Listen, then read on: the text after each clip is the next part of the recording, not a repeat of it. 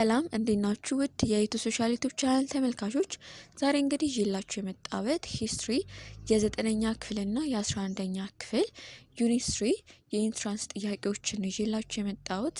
ወደ ጥያቄዎቻችን ስንገባ ወደ አንደኛው ጥያቄ ስንገባ to which language super family do the Omotic language belongs? A. Nilo-Sahara, B. Afro-Asiatic, C. Niger Congo, D. Khoisan። የትኛው ይመስላችኋል? ከሱፐር ፋሚሊ ላንጉጆች ውስጥ የኦሞቲክ ላንጉጅ ቢሎንግ የሚያደርገው የትኛው ነው የሚለው መልሱ አፍሮ-ኤዥያቲክ ነው። በኢትዮጵያና በምስራቅ አፍሪካ የሚነገሩ ቋንቋዎች በሁለት ትልልቅ የቋንቋ ሱፐር ፋሚሊዎች ይከፈላሉ። እነሱም አፍሮ-ኤዥያቲክ፣ ናይሎ-ሳሃራ ናቸው። አፍሮ-ኤዥያቲክ እና ናይሎ-ሳሃራ። አፍሮ-ኤዥያቲክ የሚባለው ቤተሰብ ማለት ነው። በስሩ 4 ዋና ዋና የቋንቋ ቤተሰቦችን ይዛል። እነሱም ኩሽቲክ፣ ሴማቲክ፣ ኦሞቲክ እና በቻድ አካባቢ የሚነገረው ቻዲክ ናቸው ማለት ነው። ስለዚህ ኦሞቲክ የሚመደበው ከአፍሮ-ኤዥያቲክ ቤተሰብ ውስጥ ነው ማለት ነው። እና ደግሞ እንደ ኤግዛም ቲፕ እንዲሆናችሁ ለፈተና ሁሉ ጊዜ ማስታወስ ያለባችሁ የኢትዮጵያ ቋንቋዎች ሱፐር ፋሚሊስ ሁለት ብቻ ናቸው፣ አፍሮ-ኤዥያቲክ እና ናይሎ-ሳሃራን። ኦሞቲክ፣ ኩሽቲክ እና ሴሜቲክ ሁሉም አፍሮ-ኤዥያቲክ ውስጥ ይገኛሉ ማለት ነው። ወደ ሁለተኛው ጥያቄ ስንገባ how did Islam spread into Central and Eastern Ethiopia during the medieval period? It was through A. the activities of traders and sheikhs, B. the agency of nomadic pastoralists, C. the migrations of Arab clans, D. Islamic holy wars of jihad። የትኛው ይመስላችኋል? ኢስላሚክ ወደ ሴንትራል እና ኢስተርን ኢትዮጵያ ስፕሪድ ያደረገው በምንድን ነው? መልሱ ኤ ነው። አክቲቪቲስ ኦፍ ትሬደርስ ኤንድ ሼኪ ነው። እዚህ ላይ ዋናው ነጥብ ማስታወስ ያለብን በእስልምና እምነት ታሪክ ውስጥ ወደ ኢትዮጵያ ማዕከላዊና ምስራቃዊ ክፍሎች እምነቱ የገባው እና የተስፋፋው በሰላም መንገድ ነበር። በተለይም በቀይ ባህር እና በዜላን የንግድ መስመር በኩል የሚመጡ የንግድ ማህበረሰቦች ወይም ትሬደሮች እና በተጨማሪም ደግሞ የሃይማኖት አባቶች ወይም ሼኮች ማለት ነው ንግድና ሃይማኖትን ጎን ለጎን በማስፋፋታቸው ነው። እና ደግሞ ይሄ ወታደራዊ ዘመቻዎች ወይም ጅሃዶች በኋላ የመጡ እንጂ የእስልምና መጀመሪያ መስፋፊያ መንገድ አልነበሩም ማለት ነው። ወደ ሶስተኛ ጥያቄ ስንገባ what was the Ethiopian state that had emerged immediately before አክሱም? A. ዳማት፣ B. ሀውለቲ፣ C. አዶሊስ፣ D. ዳሞት። የትኛው ይመስላችኋል? ቢፎር አክሱም የነበረው የኢትዮጵያን ስቴት መልሱ ኤ ዳማት ነው። ከአክሱም መንግስት ከአክሱም ኪንግደም መነሳት በፊት በሰሜን ኢትዮጵያ አካባቢ ዳማት የሚባል የመጀመሪያው የታወቀ ከአክሱም በፊት የነበረ መንግስት ነበር። ዳማት ከክርስቶስ ልደት በፊት በ10ኛው ክፍለ ዘመን አካባቢ ተመስርቶ ከአክሱም መነሳት በፊት የታወቀ ነበር። ስለዚህም አክሱም ወይም ከአክሱም በፊት የነበረው ዳማት ነው ማለት ነው። ሀውለቲ ቢ ላይ ስናይ ደግሞ ይሄ ቦታ እንጂ መንግስት አይደለም። ዳሞት ደግሞ በደቡብ ምዕራብ ቦታ የሚገኝ ከዛ በኋላ የመጣ መንግስት ነው ማለት ነው። ወደ አራተኛው ጥያቄ ስንገባ which of the following is correct about Aksumite state? A. It ruler ruled their subjects directly. B. It directly inherited the political institution of Ponte and Damat. C. It was established by immigrants from South Arabia. D. It was expansion was due to the desire to control trade routes። የትኛው ይመስላችኋል ኮሬክት የሆነው ስለ አክሱሚት ስቴት ማለት ነው? መልሱ ዲ ነው። its expansion was due to the desire to control trade routes። ይህን ጥያቄ ለመመለስ የአክሱምን እድገትና ጥንካሬ ማየት ያስፈልጋል። የአክሱም ግዛት በዋናነት የተስፋፋው እና ኃይል ሊኖር የቻለው በቀይ ባህር፣ በኤደን ባህረ ሰላጤ እና ፔኒንሱላ ማለት እና ወደ አፍሪካ የሚወስዱ የንግድ መስመሮች ትሬድ ሮቶችን ለመቆጣጠር በነበረው ከፍተኛ ፍላጎት ነው ማለት ነው። የቀሩት ምርጫዎች ለምን ስህተት ሆኑ ስንል ኤ ስህተት ነው፣ ምክንያቱም የአክሱም ነገስታት ከነሱ በታች የነበሩ ገዢዎቻቸውን በመሾም ነው ኢንዳይሬክትሊ ሲያስተዳድሩ የነበረው። ሲ ደግሞ ስህተት ነው፣ ምክንያቱም አክሱም የተመሰረተው በአካባቢ ተወላጆች እንጂ በደቡብ አረቢያ ኢሚግራንቶች ወይም ፈልሰው ከመጡ አይደሉም ማለት ነው። እናም እንደ ኤግዛም ቲፕ አክሱም ሲባል ሁልጊዜ ከዓለም አቀፍ ንግድ ሎንግ ዲስታንስ ትሬድ እና ንግድ መስመሮችን ከመቆጣጠር ጋር አያይዛችሁ ተመልከቱት ማለት ነው። ወደ አምስተኛ ስንገባ to which power did Aksum eventually lose control over the Red Sea trade? A. Safavid Persia, B. ማሙሉክ ኢጅፕት፣ ሲ. ኦቶማን ቱርኪ፣ ዲ. ሙስሊም አረቢያ። የትኛው ይመስላችኋል? ሬድ ሲ ትሬድ ሮስ ላይ አክሱም ፓወሩን ያጣው በምን ይመስላችኋል? መልሱ ዲ ሙስሊም አረቢያ ነው። በሰባተኛው ክፍለ ዘመን በአረብ ምድር የእስልምና እምነት መነሳትና መስፋፋት ተከትሎ ሙስሊም አረቦች የቀይ ባህርንና የኤደን ባህረ ሰላጤን ሙሉ በሙሉ በመቆጣጠራቸው አክሱም የነበራትን የባህር ላይ ንግድ የበላይነት ቁጥጥር እንድታጣ አድርጓታል እና አዶሊስም በእነሱ ቁጥጥር ስር ውላ ቶሎ እንድትወድምም ሆኗል ማለት ነው። ስለዚህ አክሱም ኮንትሮላን ያጣችው በሙስሊም አረቦች ምክንያት ነው ማለት ነው። ወደ ስድስተኛ ጥያቄ ስንገባ what explains the rise of the Zagwe dynasty to power? A. Their success in preserving Christianity elements. B. Their integrations into the Aksumite economy and politics. C. Their achievements in architectural development. D. Their success in effectively mobilizing the Agaus people. የትኛው ይመስላችኋል? መልሱ ቢ ነው። their integration into the Aksumite economics and politics ነው። እስቲ የዛጌውን አመጣጥ ስንመረምር የአገው ህዝብ መሪዎች ወደ ስልጣን ከመምጣታቸው በፊት በአክሱም መንግስት ውስጥ በወታደራዊ በፖለቲካና በኢኮኖሚያዊ ህይወታቸው ውስጥ ከፍተኛ ኢንተግሬሽን ፈጥሮ ነበር፣ ውህደት ፈጥሮ ነበር እና የዛጌ መስራቾች በአክሱም ጦር ሰራዊት ውስጥ ከፍተኛ ወታደራዊ መሪዎችና አስተዳዳሪዎች ሆነው ያገለግሉ ስለነበር የአክሱምን ማዕከላዊ አስተዳደር ማለት ነው እየተዳከመ ሲመጣ በቀላሉ ስልጣን ለመያዝ አስችሏቸዋል ማለት ነው። ስለዚህ ዛጌዎች እንዴት ስልጣን ያዙ ከተባለ ሁልጊዜም በአክሱም ወታደራዊና ፖለቲካዊ መዋቅር ውስጥ የነበራቸው ተሳትፎ ዋናው ምክንያት ነው ማለት ነው። እና ወደ ሰባተኛ ጥያቄ ስንገባ ከዛ በፊት እዚህ ምስል ላይ የምትመለከቷቸውን እቃዎች ማግዛት ከፈለጋችሁ እና በየቤታችሁ ደግሞ በነፃ ዴሊቨሪ እንዲደርስላችሁ ከፈለጋችሁ እዚህ ታች ኮሜንት ላይ ሊንኩን አስቀምጠዋለሁ። እዛ ገብታችሁ በመጫን ኦርደር ማድረግ ትችላላችሁ ማለት ነው። ወደ ሰባተኛ ጥያቄ ስንገባ which of the following was a cultural features of the Zagwe dynasty? A. The development of rules about royal successions. B. The shift of pilgrimage from the Holy Land to Lalibela. C. The use of Agaw language for both court and church functions. D. The continuations of Christianity at the official state religion. የትኛው ይመስላችኋል? መልሱ ዲ ነው። the continuations of Christianity as the political state religion በዛጌ ስርወ መንግስት ጊዜ ማለት ነው ከአክሱም የቀጠለው ትልቁ ባህላዊና ሃይማኖታዊ እሴት ክርስትና እንደ መንግስት ኦፊሻል ስቴት ሪሊጅን ሆኖ መቀጠሉ ነው ከዛ በኋላ የነበረው ማለት ነው። እና ሌሎች ምርጫዎች ለምን አልሆኑም ስንል ቢ ወደ ኢየሩሳሌም የሚደረገው ጉዞ አልቀረም ቢሆንም ላሊበላ ሁለተኛ ኢየሩሳሌም ተደርጋ ነው የተሰራችው እንጂ የፕሪግሜጁ ቦታ ሙሉ በሙሉ አልተቀየረም። ሲ ደግሞ የቤተክርስቲያንና የቤተ መንግስት ቋንቋ ግዕዝ የነበረው እንደነበረ ቀጥሏል እንጂ አገውኛ አልሆነም ማለት። ስለዚህ መልሱ ዲ ይሆናል ማለት ነው። ወደ ስምንተኛ ጥያቄ ስንገባ which one of the following account for downfall of the Zagwe? A. religious controversy. B. outbreaks of plague. C. economic decline. D. succession struggle. የትኛው ይመስላችኋል ለዛግዌ መውደቅ ምክንያት የሆነው? ዲ ነው። succession struggle ነው። በዛግዌ ስርወ መንግስት ውስጥ ትልቁ ድክመት ግልጽ እና ወጥ የሆነ የዙፋን ይሄ ሩልስ ኦፍ ሮያል ሰክሴሽን አለመኖሩ ነበር። በዚህ ምክንያት በወንድማማቾችና በንጉሳውያን ቤተሰብ መካከል የውስጥ የስልጣን ሽኩቻዎች፣ ወንድም ከወንድሙ ጋር የሚደረገው ውጊያ፣ ይሄ ሰክሴሽን ስትራግል መንግስቱን እጅግ አዳከመው እና ይህም የውስጥ መዳከም ኢንተርናሉ ማለት ነው።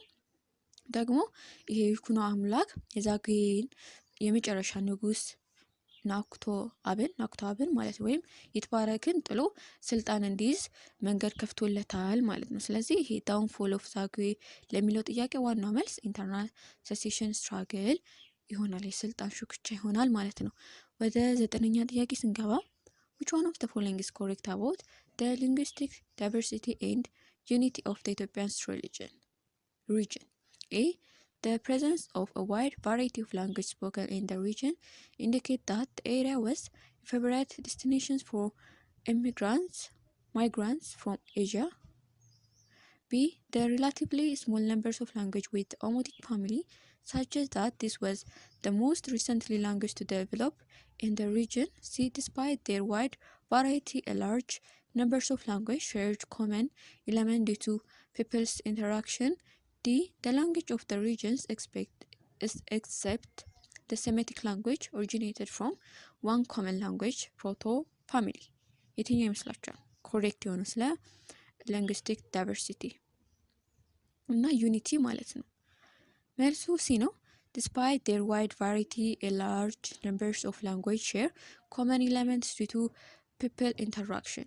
ይሄ በኢትዮጵያ ውስጥ በርካታ ቋንቋዎች ቢኖሩም ሊንግዊስቲክ ዳይቨርሲቲ ህዝቦች ላለፉት አያሌ ሺህ ዓመታት አብረው በመኖራቸው በመጋባታቸው በንግድና በባህል በመደጋገፋቸው ኢንተራክሽኑ ማለት ነው በቋንቋዎቻቸው መካከል ተመሳሳይ ቃላት፣ የሰዋሰው መዋቅሮችና የድምጽ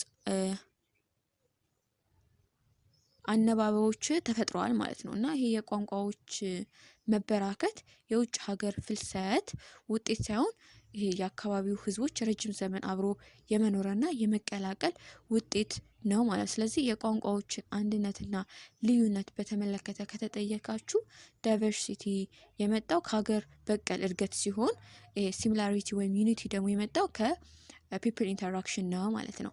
ወደ 10ኛ ጥያቄ ስንገባ which one of the following is correct about the language of Ethiopia? A. They fall under 2 superfamilies and 5 families. B. They are the basic unit out of which the nation is constituted. C. Languages belong to given superfamily are geographically contiguous. D. A large number of Semitic languages are disappearing. የትኛው ይመስላችኋል ኮሬክት የሆነ ስለ ኢትዮጵያ ላንጉዌጅ ማለት ነው? መልሱ ቢ ነው። they are the basic unit out of which the nation is constituted ነው። በኢትዮጵያ ታሪክና ማህበረሰብ ጥናት ውስጥ ቋንቋዎች የብሔረሰቦችና የህዝቦችን ማንነት መገለጫ ዋና መሰረት ቤዚክ ዩኒት ናቸው እና ምርጫዬን ስንመለከት ስህተት ነው። ምክንያቱም የኢትዮጵያ ቋንቋ በሁለት ሱፐር ፋሚሊ እና በአራት ፋሚሊ ሴሜቲክ፣ ኩሽቲክ፣ ኦሞቲክ እና ኒዮሎቲክ ይከፈላል እንጂ በአምስት አይደለም ማለት። ስለዚህ የኢትዮጵያ ቋንቋ ቤተሰብ ብዛት 4 ነው። ኩሽቲክ፣ ሴሜቲክ፣ ኦሞቲክ፣ ኒዮሎቲክ መሆኑን እንዳትረሱ። ወደ 11ኛ ጥያቄ ስንገባ at which level are the Semitic, Cushitic and Omotic language of Ethiopia related? A. At superfamily level. B. At family level. C. At regional level. D. At dialect level. የትኛው ይመስላችኋል መልሱ? መልሱ ኤ ነው። አት ሱፐር ፋሚሊ ሌቨል ነው።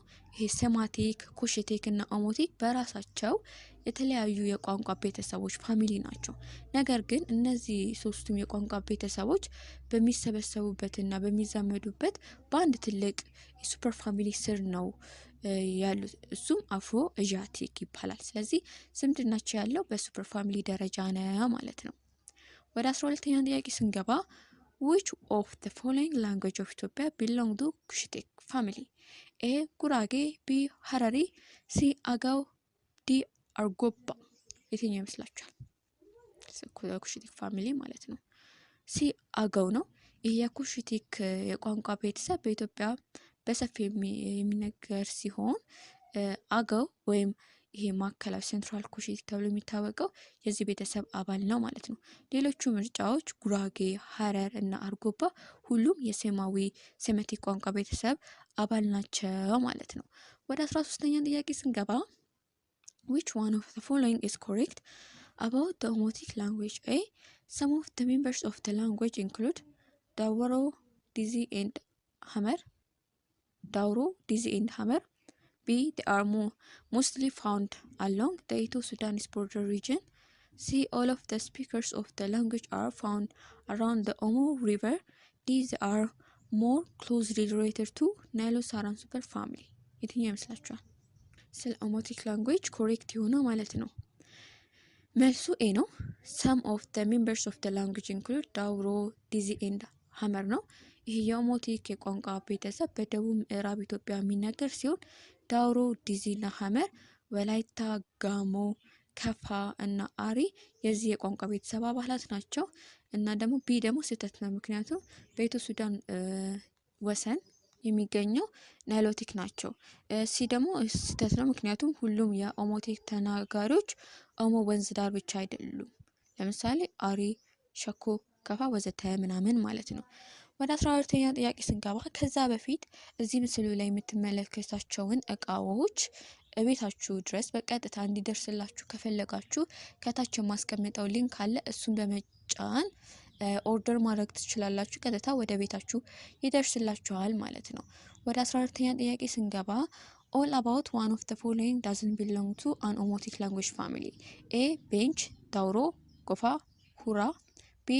ሸካ፣ የም፣ ዳውሮ፣ ቤንች። ሲ. ወላይታ፣ ከፋ፣ የም፣ ማች።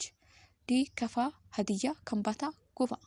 የትኛው ይመስላችኋል? it doesn't belong ነው የሚለው ኦሞቲክ ላንጉዌጅ ፋሚሊ ውስጥ ማለት ነው።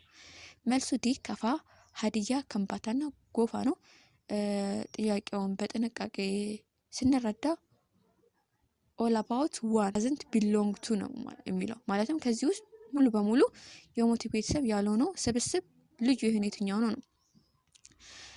ምርጫ ዲ ላይ የምናገኘው ሀዲያ፣ ከምባታ እነዚህ የደቡብ ኩሽቲክ ይሄ ሃይላንድ ኢስት ኩሽቲክ እንጂ ኦሞቲክ አይደሉም።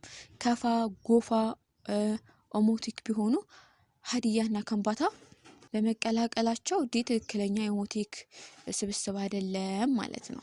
ወደ 15ኛ ጥያቄ ስንገባ which one of the following language family in Ethiopia had the largest numbers of speakers? A. Semitic, Cushitic, Omotic, Nilotic. የትኛው ይመስላችኋል?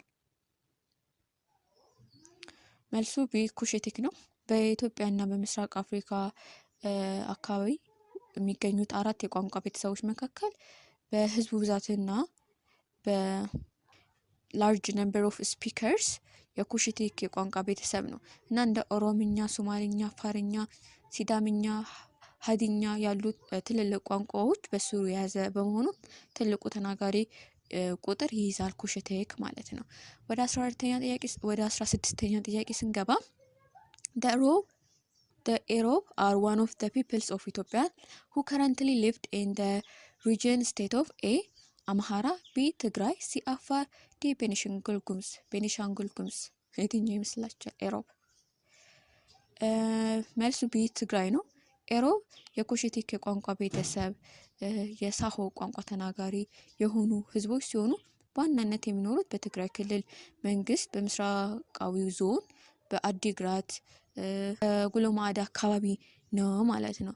ወደ 17ኛ ጥያቄ ስንገባ which one of the following is a central Cushitic language? A. ቢለን፣ B. ቤጃ፣ C. ቡርጂ፣ D. ጌዲዮ። የትኛው ይመስላችኋል? ሴንትራል ኩሽቲክ ላንጉዌጅ ማለት ነው። ኤ ቢለን ነው።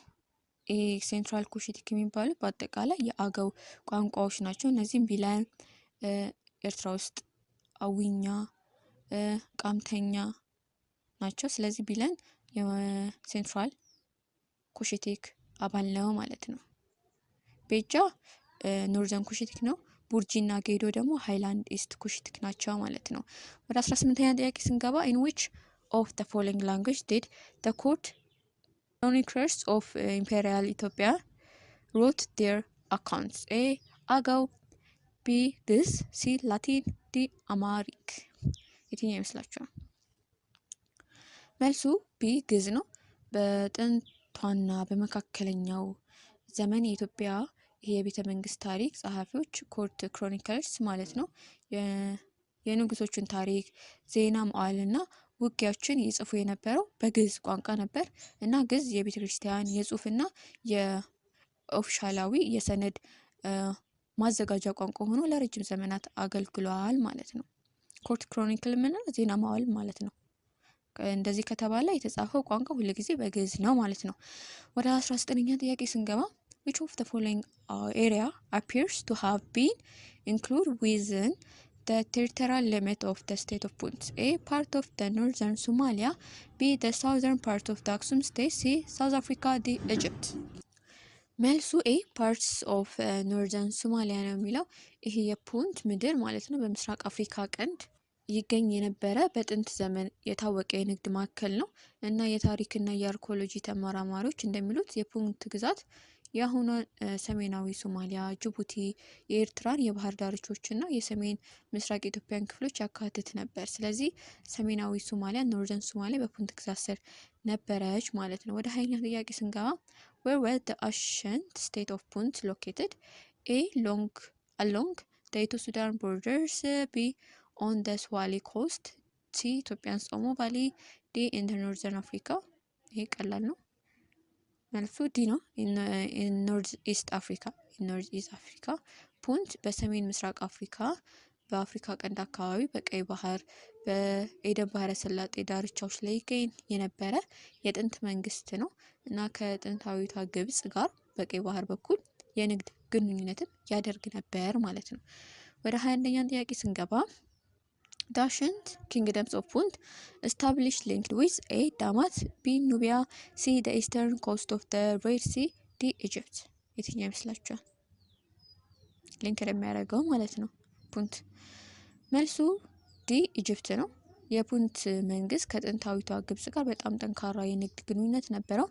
የግብጽ ፈርዖኖች በተለይም ንግስት ሀትሽፕሱት ወደ ፑንት የንግድ መርከቦችን በመላክ እጣን፣ ከርቤ፣ ወርቅ፣ የዝሆን ጥርስና የዱር አራዊትን ያስመጡ ነበር ማለት ነው።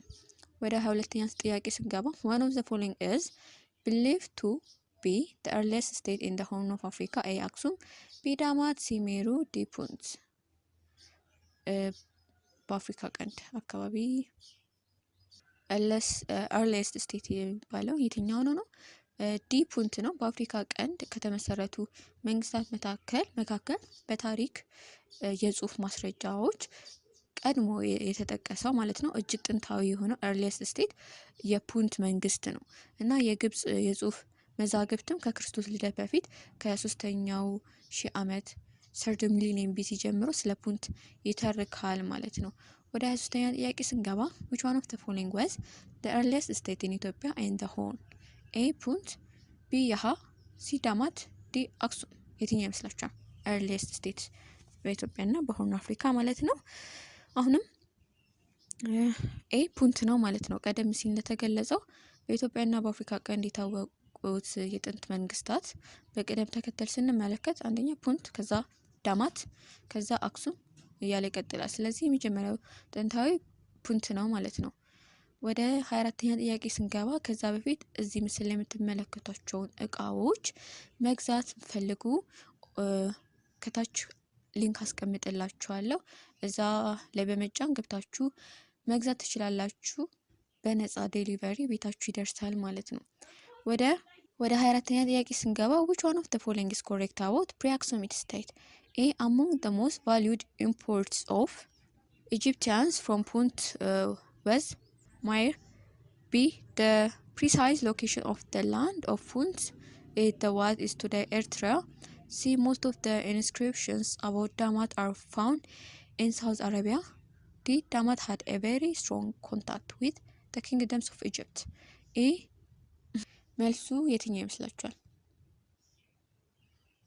ስለነዚህ ማወቅ ከፈለጋችሁ ኢትዮ ሶሻል ሳይንስ ላይ ተሰርቷል፣ ገብታችሁ መመልከት ትችላላችሁ ስለ ፑንት፣ ዳማት ምናምን እና መልሱ የሚሆነው ኤ ነው። among the most valued imports of Egyptians from Punt was ማይር ወይም ከርቤ ማለት ነው። ግብጾች ከፑንት ከሚያመጧቸው በርካታ የንግድ እቃዎች መካከል ለሃይማኖት ስነ ስርዓታቸው ለሽቶ መስሪያ የሚያገለግል ይህ ከርቤ እና ዕጣን ዋነኞቹ እጅግ ውድ እቃዎቻቸው ነበሩ። ቢ ስህተት ነው። የፑንት ቦታ ኤርትራ ብቻ ሳይሆን ሶማሊያና ጅቡቲን ያካትታል። ሲም ስህተት ነው። የዳማት ይሄ ኢንስክሪፕሽን የተገኙት በራሷ በሰሜን የኢትዮጵያ የሃ ዳማት ነው የሚለው የሃ እንጂ በደቡብ አረቢያ አይደለም ማለት ነው። እና ወደ 25ኛ ጥያቄ ስንገባ the first locally known pre-Aksumite state in the Ethiopian region was A አክሱም፣ ቢ ዳማት፣ ሲ ፑንት፣ ዲ አዳል። የትኛው ይመስላችኋል? መልሱ ቢ ዳማት ነው። ይህ ጥያቄ በጥንቃቄ ስንረዳው ይሄ ሎካሊ ኖን ወይም በራሱ የሀገር ውስጥ የጽሁፍ ማስረጃዎች ማለት ነው። ሎካል ኢንስክሪፕሽንስ የታወቀው የመጀመሪያው ይሄ ከአክሱም በፊት ይህ መንግስት ዳማት ነው። ፑንት በግብጾች ሰነድ እንጂ በሀገር ውስጥ ጽሁፍ አልተመዘገበም። ስለዚህ በሀገር ውስጥ ከሆነ የእጅ ጽሁፍ ማስረጃ ከተባለ ሎካሊ ከተባለ ዳማት ነው ማለት ነው። እና ወደ 26ኛ ጥያቄ ስንገባ the two ancient states in the regions before the rise of the Aksumite kingdom were A ፑንት and ያሃ፣ ቢ ያሃ and ሀውለቲ፣ ሲ ዳማት and ፑንት፣ ዲ ኮሌ and መታራ። የትኛው ይመስላችኋል? ከአክሱም በፊት ራይዝ ያደረገው ማለት ነው ስቴት። መልሱ ሲ ነው፣ ዳማት ኤንድ ፑንት ነው። ይሄ የአክሱም መንግስት ከመነሳቱ በፊት በታሪክ የሚታወቁት ሁለት ዋና ከአክሱም በፊት የነበሩ መንግስታት አሉ። ፕሪ አክሱሚት ስቴት ፑንትና ዳማት ናቸው። የሃ ሀውለቲ፣ ኮሊ እና መታራ ደግሞ መጣራ የመንግስታት ስም ሳይሆኑ የከተሞች እና የባህል ማዕከላት ስሞች ናቸው ማለት ነው። ወደ 27ኛ ጥያቄ ስንገባ which one of the following took place during the period of the rule of the kingdom of Aksum? A the conquest of Kush by Aksum, B emergence of Adolis as important state outlet, C introductions of Catholicism to Ethiopia, D Semitic migrations to Ethiopia። መልሱ the conquest of Kush by Aksum ነው። በአራተኛው ክፍለ ዘመን በንጉስ ኢዛና ዘመነ መንግስት አክሱም በሜሮይ ወይም ኩሽ ላይ ዘመቻ በማድረግ የኩሽን መንግስት ድል አድርጋ እንድትወድም አድርጋታለች። ይህም ታላቅ ኩነት ማለት የተፈጸመው በአክሱም ግዛት ነበር ማለት ነው። ዘመነ መንግስት ነበር ማለት ነው። ወደ 28ኛ ጥያቄ ስንገባ አክሱሚት ኮይንስ with the sign of cross were first minted during the reign of king A ኢዛና፣ ቢ ቦዘን፣ ሲ ካሌብ፣ ዲ ዮስካለስ። የትኛው ይመስላችኋል? መልሱ ኤ ኢዛና ነው። ንጉስ ኢዛና ማለት ነው በአራተኛው ክፍለ ዘመን አጋማሽ አካባቢ ክርስትናን የሀገሪቱ ኦፊሻላዊ ሃይማኖት አድርጎ ከተቀበለ በኋላ ቀደም ሲል በሳንቲሞች ላይ የነበሩትን የጨረቃና የፀሐይ ምስሎች በማንሳት ለመጀመሪያ ጊዜ የክርስቶስን መስቀል ምልክት ያለባቸውን የወርቅ የብርና የናስ ሳንቲሞችን አቅልጦ አውጥቷል ማለት ነው። ወደ 29ኛ ጥያቄ ስንገባ which one of the following source describes conditions in Aksum in the 1st century AD? A the lives of the 9th saint, B the purpose of their transi, C the inscriptions of Izana, D the Christian topography። የትኛው ይመስላችኋል? መልሱ ቢ ነው፣ the purpose of their transi ነው። በአንደኛው ክፍለ ዘመን 1st century AD በስም ባልታወቀ የግሪክ መርከበኛ የተጻፈው A Purpose of the Eritrean Sea የተሰኘው መጽሐፍ ስለ አክሱም የንግድ ሁኔታ፣ ስለ አዶሊስ ወደብና ስለ አክሱም ንጉስ ዞስካለስ የመጀመሪያውን የጽሁፍ መረጃ የሰጠነው ማለት ነው። ወደ 30ኛው ጥያቄ ከመግባታችን በፊት እዚህ ምስሉ ላይ የምትመለከቷቸውን እቃዎች ማግኘት መግዛት ከፈለጋችሁ ከታች ሊንክ አስቀምጥላችኋለሁ። እዛ ላይ በመግባት እቃዎችን ኦርደር ማድረግ ትችላላችሁ። እናም እቤታችሁ ድረስ በነፃ ይደርስላችኋል ማለት ነው። ወደ 30ኛው ጥያቄ ስንገባ one of the following is the achievement of the Aksumite civilization? A the invention of the wheel, B the development of building technology, C the development of Latin alphabet, D the development of written language legal code። የትኛው ይመስላችኋል? achievements ስለ አክሱሚት civilization achievement የሚነግረን። መልሱ ቢ ነው። the development of building technology ነው። የአክሱም ስልጣኔ ያስመዘገበው ታላቅ ስኬት ወይም አቺቭመንት አንዱ የህንጻ ግንባታ ቴክኖሎጂ ነው እና ያለ ጭቃና ያለ አሸዋ የተሰሩ ግዙፍ የድንጋይ ሐውልቶች፣ የቤተ መንግስት ህንጻዎች እንደ ዳንጉር እና የከርሰ ምድር መቃብሮችና የአክሱም ታላቁ የህንጻ ቴክኖሎጂ እንድንረዳ ያደርገናል ማለት ነው። ስለዚህ የአክሱም ትልቁ ስኬት ከተባለ architectural and building technology ነው ማለት ነው። ወደ 31ኛ ጥያቄ ስንገባ which one of the following heritage suggests that Aksum were advanced in the field of architecture? A. Gold and bronze coin. B. porcelains and pottery. C. obelisk and temples. D. harbors and ships. የትኛው ይመስላችኋል? በአርክቴክቸር ፊልድ ውስጥ ማለት ነው። መልሱ ኦብሊስክ ኤንድ ቴምፕልስ ነው። አክሱም በህንጻ ጥበብ ምን ያህል ረቃ እንደነበር የሚያሳይ ከአንድ ድንጋይ ተጠርበው የቆሙ ግዙፍ ሐውልቶችና እንደ ቤተ መንግስት እና ይሄ ቴምፕልስ ቤተ መቅደሶች እነሱ ናቸው ማለት ነው። ወደ 32ኛ ጥያቄ ስንገባ one of the following is true about the Aksumite economy. A. trade was responsible for the emergence of urban centers. B. the state of left control of long distance trade to individuals. C. agricultural products were the main source of revenue. D. the trade expanded in the empire after the rise of Islam.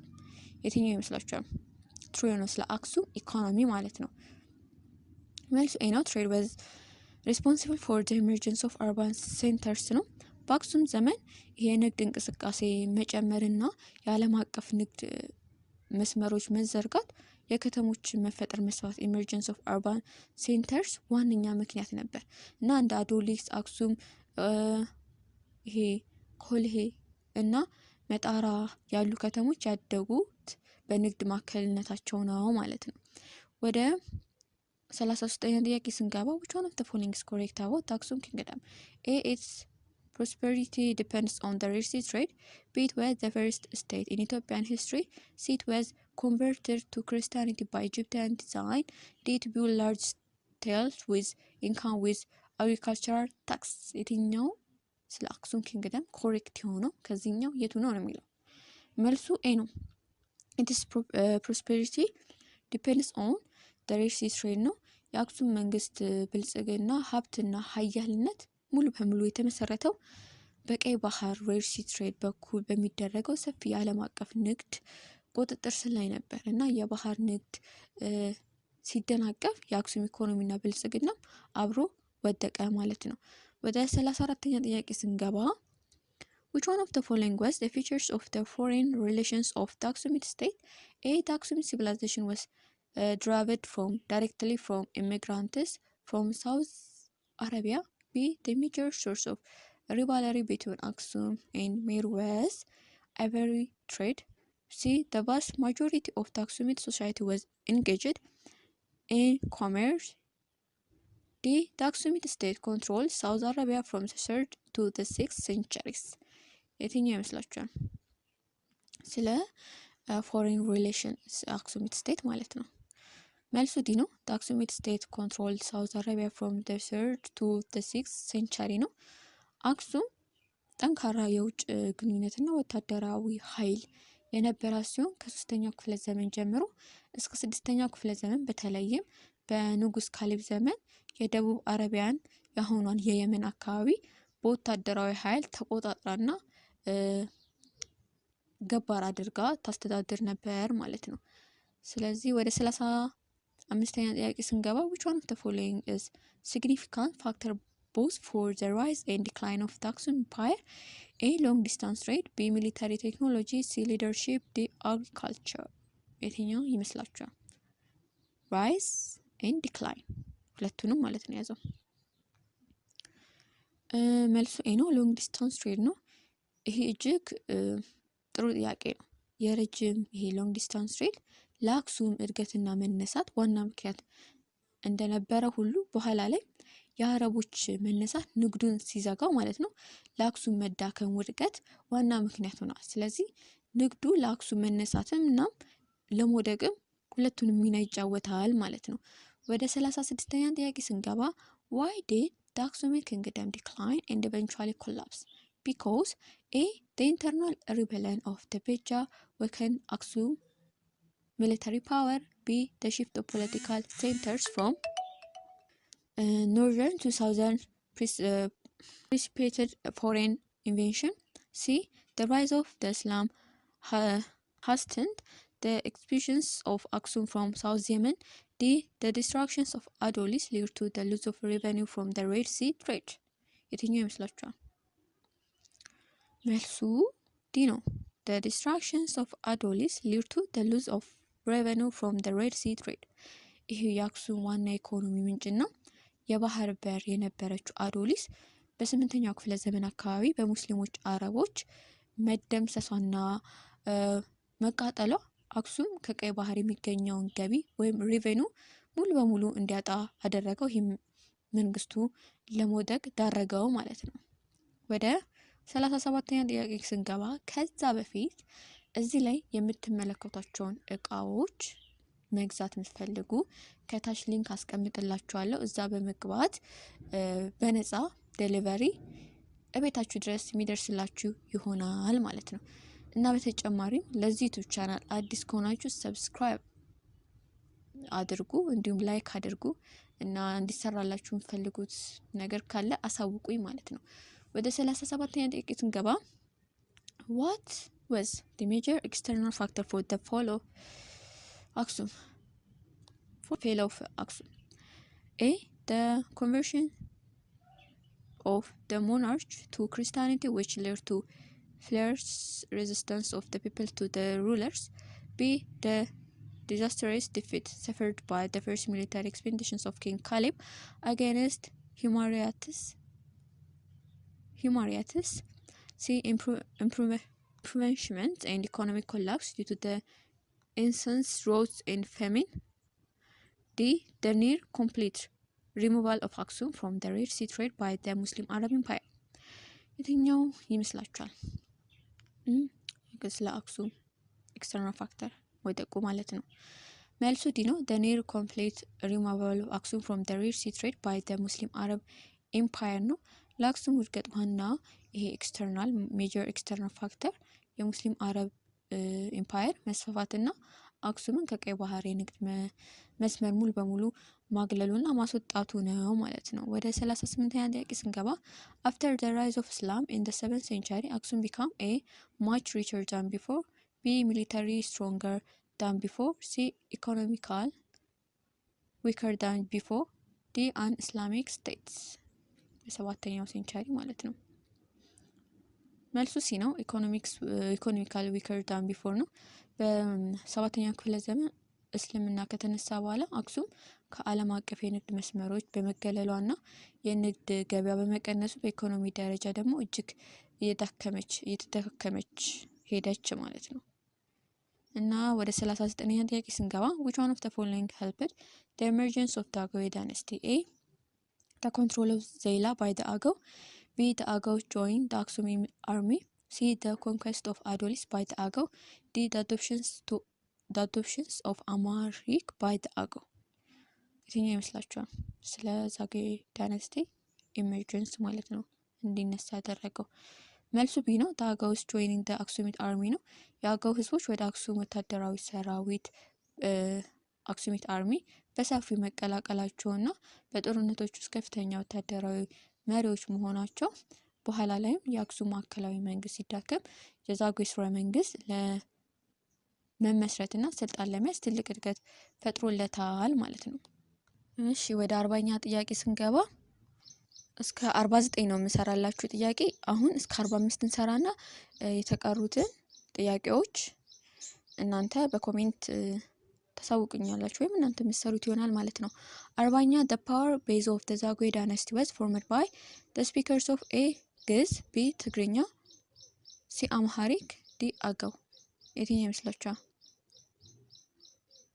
መልሱ ዲ አገው ነው። የዛጉዌ ስርወ መንግስት የተመሰረቱትና የስልጣን መሰረቱ ፓወር ቤዝ የነበረው ማለት ነው የአገው ቋንቋ ተናጋሪዎች አገው ስፒከር ናቸው። ዛጉዌ የሚለው ቃል ራሱ አገው የአገው ህዝብ ከሚለው የግዕዝ ቃል የመጣ ነው አገው ማለት ነው። እና ወደ 41ኛ ጥያቄ ስንገባ which one of the following helped the rise of the Aghawi dynasty to power? A. The loss of Aksum control over Merab. B. The rise of the Berbera trade routes. C. The southward shift of Aksum political center. D. The use of Ge'ez as the army language. መልሱ የሚሆነው the southward shift of Aksum political center ነው። አክሱም የባህር በሯን ካጣች በኋላ የፖለቲካ ማዕከሏን ወደ ደቡብ ወደ ላስታ ወሎ አዘዋወረች። ይህም የፖለቲካ ማዕከል ወደ ደቡብ ሽፍት አደረገ። ደግሞ በደቡብ አካባቢ ይኖሩ ለነበሩት ለአገው ህዝቦችና መሪዎች ወደ ማዕከላዊ የስልጣን እንዲቀርቡና ስልጣኑን በቀላሉ እንዲይዙ መንገድ ጠረገላቸው ማለት ነው። ወደ 42ኛ ጥያቄ ስንገባ what factor facilitated the rise of the Zagwe dynasty? A. The shift of the major trade route from Metsawa to Zela. B. The spread of Christianity among the Agao populations. C. The increased interactions of Agao elite with the Aksum court. D. The popularity that the Agao came because of the rock heaven churches. የትኛው ይመስላችኋል? መልሱ ሲ ነው። the increased interactions of the Agao elite with the Aksum court ነው። ይሄ የአገው መሪዎችና ልሂቃን ማለት ነው። አገው ኤላይት ከአክሱም ቤተ መንግስት ኮርት ማለት ነው ጋር የነበራቸው ቅርበት ቁርኝትና ከፍተኛ ፖለቲካና ወታደራዊ ተሳትፎ ለዛጉዌ ስርወ መንግስት መነሳት ትልቅ አስተዋጽኦ አድርጓል ማለት ነው። ወደ 43ኛ ጥያቄ ስንገባ what major factors in the rise of the Aghawi dynasty attributed? A. The involvement of the Agao in Aksumite bureaucracy and military leadership. C. The collaborations of the Agao people with the Beja invader against the Aksumite state. C. The successful resistance of Agao to impositions of Christianity by Aksum. D. The economics and military might the Agao had built due to long distance trade through Zela. የትኛው ይመስላችኋል መልሱ? ፋክተሩ ማለት ነው። መልሱ ኤ ነው። the involvement of Agao in Aksum bureaucracy and military leadership እና ይሄ ጥያቄ ከቀደመው ጥያቄ ጋር ተመሳሳይ ነው። አገዎች በአክሱም ቢሮክራሲ እና ወታደራዊ አመራር ውስጥ በስፋት መሳተፋቸው ለዛጉዌ ስርወ መንግስት መመስረትና ዋና መነሻ ምክንያት ሆነዋል ማለት ነው። 44ኛ ጥያቄ the port which the Zagwe kingdom used for its southern province was Zela, Dahlak, Berbera, Adolis. የትኛው ይመስላችኋል መልሱ ኤ ዜላ ነው። በዛጉዌ ዘመነ መንግስት አዶሊስ በመውደሟ የዛጉዌ ነገስታት ለደቡባዊ ክፍሎቻቸውና ለአጠቃላይ የውጪ ንግዳቸው ይጠቀሙበት የነበረው የኤደን ባህረ ሰላጤ ላይ የሚገኘው የዜላ ወደብ ነበር። የዜላ ንግድ መስመርም በዚህ ዘመን እጅግ እንዲያድግ ሆኗል ማለት ነው። ወደ 45ኛ ጥያቄ ስንገባ አንገባም። ይሄንን ከ45 እስከ 49 ያለውን ጥያቄ እናንተ ስሩት፣ ኮሜንት ላይ መልሱን ጻፉልኝ። ከ4 ስንት እንዳገኛችሁ ማለት ነው። እና እዚህ ላይ የምትመለከቷቸውን እቃዎች ማለት ነው በነፃ አልኩኝ በነፃ ዴሊቨሪ መግዛት የምትፈልጉ ከታች ሊንክ አስቀምጥላችኋለሁ። እዛ ገብታችሁ ሊንኩን በመጫን ገብታችሁ እቃውን ቀጥታ ኦርደር ማድረግ ትችላላችሁ ማለት ነው። እና ለዚህ ዩቲዩብ ቻናል አዲስ ከሆናችሁ ሰብስክራይብ፣ ላይክ፣ ኮሜንት ማድረግ እንዳትረሱ። እንዲሁም የ12ኛ ክፍል ሂስትሪ ማለት ነው ሙሉ ተለቋል፣ ገብታችሁ መመልከት እንዳትረሱ። ሪቪዥን ነው ሙሉ ተለቋል፣ ገብታችሁ መመልከት እንዳትረሱ። ባይ